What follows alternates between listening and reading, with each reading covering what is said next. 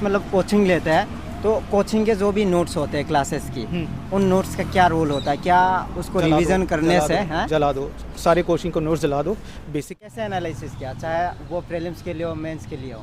देखो ज़्यादा एनालिसिस करोगे तो पैरालिसिस हो जाएगा तो एनालिसिस पैरालिसिस समझो।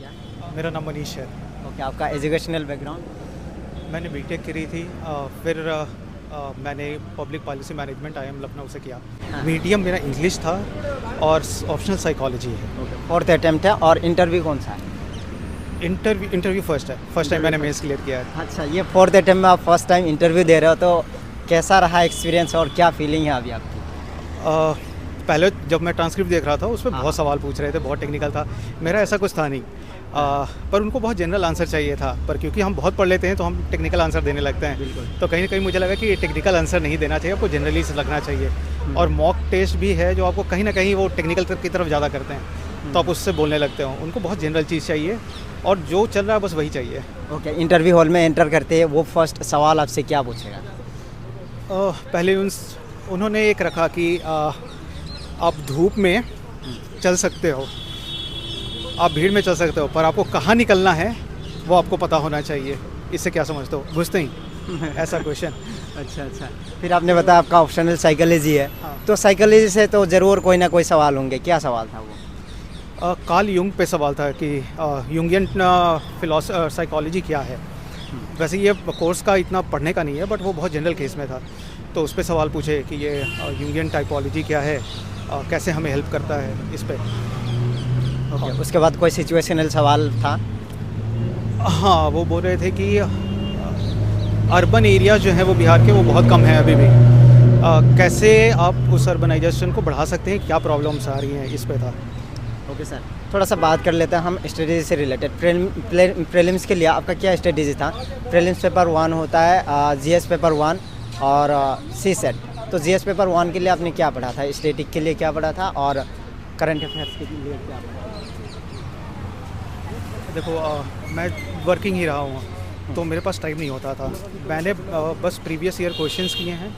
प्रीवियस ईयर क्वेश्चंस के साथ साथ जो CSET है उसके भी प्रीवियस ईयर क्वेश्चंस ही किए हैं मैंने इस अटेम्प्ट में, पिछले इनफैक्ट 2 अटेम्प्ट्स में मैंने एक भी प्राइवेट कोचिंग के टेस्ट नहीं दिए हैं। अच्छा। और दोनों टाइम मेरा कोचिंग का गाइडेंस आपने लिया ही नहीं?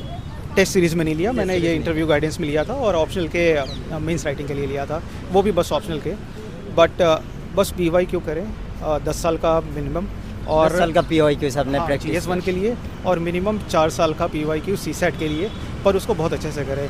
और अगर आपका बेसिक कंप्लीट है, बेसिक मतलब पॉलिटी का लक्ष्मीकांत, ज्योग्राफी का NCERT और आपका इकोनॉमिक्स का इधर मृणाल और इधर अगर आप कहीं ले रहे हैं कोचिंग, बस उसको क्लियर रखें हो जाएगा। ओके सर, बहुत लोग ये कहते हैं कि PYQ करने से ऐसे कुछ नहीं होता है जब तक आपको अच्छे से एनालिसिस करना ना आता हो। हाँ। तो आपने PYQ उसको कैसे एनालिसिस किया, चाहे वो प्रीलिम्स के लिए हो, मेंस के लिए हो? देखो, ज़्यादा एनालिसिस करोगे तो पैरालिसिस हो जाएगा तो एनालिसिस पैरालिसिस समझो। एक ब्रॉड रहना चाहिए कि क्वेश्चन कहाँ से पूछ रहा है, उसको कैसे आंसर करना है, उसके जो ऑप्शंस हैं उसको बस एक अंदर डीप जाना है कि वो ऑप्शन का अगर क्वेश्चन बन सकता है तो दूसरा क्या बन सकता है, ज़्यादा नहीं। और ये टाइम लेवल में आपको एग्ज़ाम देना है अगर आप फर्स्ट अटैम्प्ट हो, पर अगर आप 1-2 अटैम्प्ट दे दियो जो ज़्यादा मैटर नहीं करता। तो आपका मेन फोकस यही रहना चाहिए, PYQ ही आपका सिलेबस है, जो सिलेबस UPSC दी उसके अलावा बस PYQ ही सिलेबस है, उससे ज़्यादा डाइग्रेस होना ही नहीं है। ओके सर, CSET के लिए आपका क्या अप्रोच था? CSET के लिए कैसे आपने तैयारी की थी, कोई गाइडेंस वगैरह लिया था या फिर सेल्फ स्टडी करके क्या? नहीं, देखो, एक तो मार्केट में ये है कि अगर आप इंजीनियर हो तो आप क्लियर कर लेते हो। हाँ, ये पर मैं ये नहीं मानता। आपने देखा होगा 2023 प्रीलिम्स में मतलब CSET का पेपर टफ लगा बहुत सारे ह्यूमैनिटीज़ बैकग्राउंड के स्टूडेंट्स को। वैसे पेपर तो सबके लिए सेम ही था। हाँ। बट अब क्या कहना चाहेंगे जिनका मैथ वीक है, वो कैसे CSET को कवर करे, वो कैसे? यार, पहली बात है कि कॉम्प्रीहेंशन ईजी होता है और उसमें एक पैटर्न है जो आपको पता चल जाएगी पुराने क्वेश्चन सॉल्व करके। स्पेशली आप 2017 से सॉल्व करो तो आपको पैटर्न समझ में आ जाएगा कॉम्प्रीहेंशन का। हार्डली गलत होंगे, 2 या 3 गलत होंगे। जहाँ तक मैथ्स की बात है, उसमें भी अगर आप पिछले 4 साल का बना के जाओगे, आई थिंक 10 क्वेश्चन तो आप सॉल्व कर ही लोगे। पर आपके पास स्ट्रेटजी होना चाहिए, पहले आपको क्या करना है, बाद में आपको क्या करना है, और एग्जामिनेशन हॉल में आपको अडेप्ट करना पड़ेगा। इस बार मैथ्स आप पहले करते तो प्रॉब्लम में आ जाते। मैंने भी मैथ्स ही शुरू किया, मैंने देख लिया 20 मिनट में बस 6 क्वेश्चन बने हैं, बस टोटल 6 ही बनाए मैंने मैथ्स में, उसके बाद सीधा कॉम्प्रीहेंशन पे शिफ्ट कर गया। तो ये स्ट्रेटजी होनी चाहिए, पर आप PYQ करके जाओ काम हो जाएगा। ओके सर, जैसे सी सेट में बदलाव हो रहा है, इस बदलाव को देखते हुए 2024 में जो भी प्रीलिम्स में बैठ रहा है उनको क्या करना चाहिए, उनकी क्या रणनीति होनी चाहिए प्रीलिम्स के लिए प्रीलिम्स के लिए? बस प्रीवियस ईयर क्वेश्चन देखो और करंट अफेयर में बस एक ही आपका जो करंट अफेयर मैगजीन है, मैंने तो विजन IAS फॉलो किया था, उसका भी PT 365 किया था क्योंकि टाइम नहीं था। पर आपका जो बेसिक है, basic books polity, economy, geography बस, और साइंस एंड टेक्नोलॉजी के लिए बस करंट अफेयर, बस ज़्यादा करोगे फेल हो जाओगे गारंटी। टेस्ट कब से लगाया, मतलब मॉक टेस्ट ये होता है ना कि कितने लगाने चाहिए मिनिमम? फुल मॉक टेस्ट लगाओ, वो भी बस ये देखने के लिए कि आप वो टाइम कैसे मैनेज कर रहे हो, वहाँ जाके फियर कैसे कंट्रोल करना है। आई थिंक वो आपका मैक्सिमम 4 देना है 2, but don't go for mock test. आप PYQ देखो, बहुत सारे इंस्टीट्यूट PYQ डाल के करते हैं, आई डोंट थिंक वो भी सही अप्रोच है। आप PYQ ही लगाओ, वो भी year wise, not subject wise, तो आपको वही क्लियर होगा। Don't go into trap of this test series में एकदम जाओ ही मत। जाओगे, मेरे कुछ दोस्त हैं जो भी दे रहे हैं, उन्होंने क्लियर ऐसे किया है, बट मेरे लिए काम नहीं किया। तो बहुत सारे एक्सपीरियंस मतलब कोचिंग लेते हैं, तो कोचिंग के जो भी नोट्स होते हैं क्लासेस की, उन नोट्स का क्या रोल होता है? क्या उसको रिवीजन करने से जला दो सारे कोचिंग को नोट्स जला दो, बेसिक किताब पढ़ो। हाँ, बेसिक किताब पढ़ो। जो चीज़ नहीं समझ में आ रही उसका आप गाइडेंस ले सकते हो कोई भी फैकल्टी से या यूट्यूब से या कोई भी चीज़ से, बट नोट्स मत लो। मैंने भी एक नोट्स लिया था स्टार्टिंग के प्रिपरेशन में, वो आपको समझ में नहीं आया कि कंटेक्स्ट क्या है, तो लेने की कोई ज़रूरत नहीं है, मार्केट में मत जाओ। बस बेसिक पढ़ो, हो जाएगा। मैंने बेसिक पढ़ा है। मैं पहले, मान लो कि मैं पहले 10 घंटे देता था एग्ज़ाम के लिए, पिछले 2 सालों में मैंने 1 घंटे दिया है, उससे भी कम दिया है, और हो गया बस ऐसे ही। सर, बहुत सारे टॉपर ये कहते हैं कि पेपर से पहले अपनी शॉर्ट नोट्स बनाने चाहिए, तो आप क्या कहते हैं? हाँ, शॉर्ट नोट्स बनाने चाहिए। मैं A4 शीट्स में छोटे बनाने चाहिए?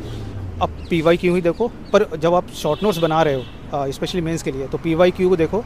और बहुत सारे कोचिंग आपका वो सेक्टर वाइज डाल देते हैं कि इससे कौन कौन से सवाल पूछे, वैसे करके आप उसका जो PYQ मिले हैं उसी का शॉर्ट नोट्स बनाओ। कंटेम्प्रेरी में उस टॉपिक में क्या चल रहा है उसके शॉर्ट नोट्स, पर आप ये याद रखना कि एक टॉपिक 1 पेज आगे पीछे मिला के, उससे ज़्यादा नहीं, चाहे वो ऑप्शनल हो चाहे वो GS हो। ओके सर, वीडियो का अंत में आप उन एक्सपीरियंस को क्या कहना चाहेंगे जो अभी दिल्ली में कड़ाके के ठंड में मतलब तैयारी कर रहा है और 2024 प्रीलिम्स के लिए अभी मतलब जी जान लगा रहा है? छोड़ दो दिल्ली, मैं मिज़ोरम से तैयारी किया था। अच्छा। वहाँ पे 12 डिग्री से 22 डिग्री रहती है, सुबह 4:30-5 बजे हो जाती है। अब सर अभी जॉब में है क्या? मैं मिज़ोरम में जॉब में था अक्टूबर तक। अभी मैं इंटरव्यू के बाद 15 तारीख से दूसरी जॉब ज्वाइन कर रहा हूँ, उसके बाद वहाँ चला जाऊँगा। तो आप और जॉब के साथ करो, यही होल सोल नहीं है, ईजी रह के करो। इनिशियल अटेम्प्ट में होता है, पर आपको ये ध्यान रखना है कि आपका बेसिक क्लियर हो, तभी आप जॉब, अगर आपको जॉब लिया सेकंड ऑप्शन जो बोलते हैं कुछ, तो प्राइवेट सेक्टर है कि गवर्नमेंट सेक्टर? पहले मैं गवर्नमेंट में कर रहा था, अब मैं प्राइवेट सेक्टर की तरफ मूव कर रहा हूँ। ओके सर, प्लान भी होना चाहिए। कई सारे एक्सपीरियंस मतलब बहुत सारे अटेम्प्ट देने के बाद भी इसे क्लियर नहीं कर पाते, उनका लाइफ बर्बाद हो जाते हैं, बहुत डिमोटिवेट हो जाते हैं। तो आप क्या कहना चाहेंगे कि इसमें प्लान भी होना चाहिए एक्सपीरियंस को? कोई प्लान जैसी चीज़ नहीं है, जैसे लाइफ चल रही है चलने दो। एग्ज़ाम है, एग्ज़ाम देते रहो, जहाँ आगे पीछे मिल रहा है उसको चलते रहो, ऑटोमेटिकली आपको अपना रास्ता दिख जाएगा। ठीक है ना, UPSC ना कोई प्लान है ना कोई प्लान B है, बस आपको यही रखना है कि आपको मेहनत करना है, आपको इम्प्रूव करते रहना है, आगे हो जाएगा अपने आप। आपको थोड़ा टाइम लगेगा, और क्योंकि अभी जॉब मार्केट बहुत ख़राब है, आपको प्राइवेट सेक्टर में भी जाने के लिए बहुत स्किल चाहिए। तो साथ साथ में वो क्या बोलते हैं MA या PhD करो। मैं बोलता हूँ आप वोकेशनल एजुकेशन लो, उससे क्या है कि आपको जॉब बहुत जल्दी मिल जाएगी। स्पेशली अगर आप IT सेक्टर में जाना चाहते हो, तो IT सेक्टर में आप 2-3 महीने का कोर्स करो, आपको लाखों का पैकेज लग जाएगा। उसके साथ एग्ज़ाम दोगे तो मोरल बूस्ट बहुत होगा। ओके सर, आपको बहुत बहुत धन्यवाद, आपने बहुत अच्छे से एक्सप्लेन किया है और बहुत बहुत कंग्रेचुलेशन। उम्मीद करेंगे कि आपका सिलेक्शन हो जाए। Thank you. Thank you sir.